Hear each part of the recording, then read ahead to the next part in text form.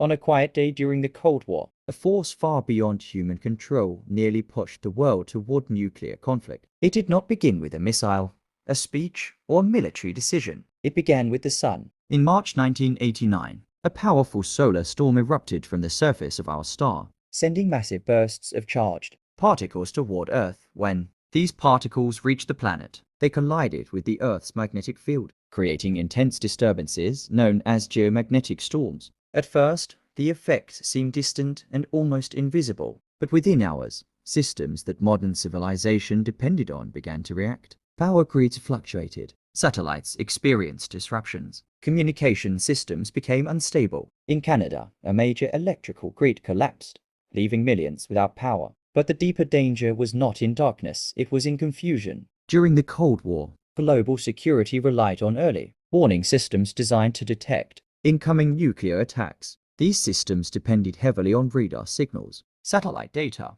and electronic monitoring. They were built to respond quickly, because in a nuclear scenario, minutes could determine the fate of entire nations. The solar storm interfered with these systems. Charged particles in the Earth's upper atmosphere distorted signals and created anomalies that could resemble the early signs of a missile launch. Radar systems began receiving unusual readings. Signals became unreliable. Data became harder to interpret. In a world already divided by tension between nuclear powers, uncertainty was dangerous. Military systems were designed to assume the worst-case scenario. A false signal could be interpreted as a real threat. The risk was not that a solar storm would directly cause war. The risk was that it could create the conditions for a misunderstanding. Decision-makers depended on accurate information. But in that moment, the information itself was unstable. What made the situation more critical was the speed at which decisions had to be made. Nuclear defense systems were built on rapid response. There was little time to question,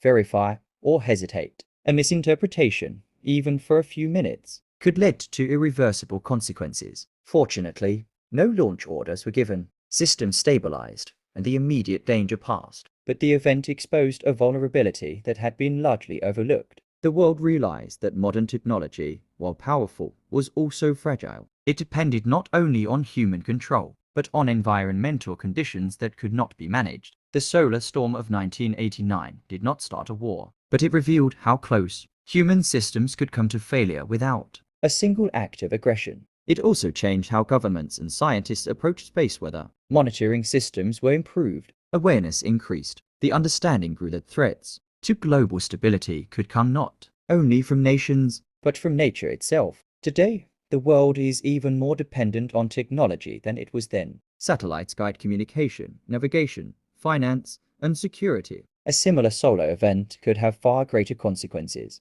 March 19th reminds us that the systems designed to protect humanity can also be vulnerable to forces beyond our control. It shows that risk does not always come from intention, but from interaction between technology and environment. Why do we learn history every day? Because understanding moments like this helps the present generation recognize hidden vulnerabilities in the systems they rely on, and prepares future generations to build technologies that are resilient, reliable, and aware of the forces that surround them. History is not old. History is living inside us. One day, one event, one lesson. Mr. Feedy,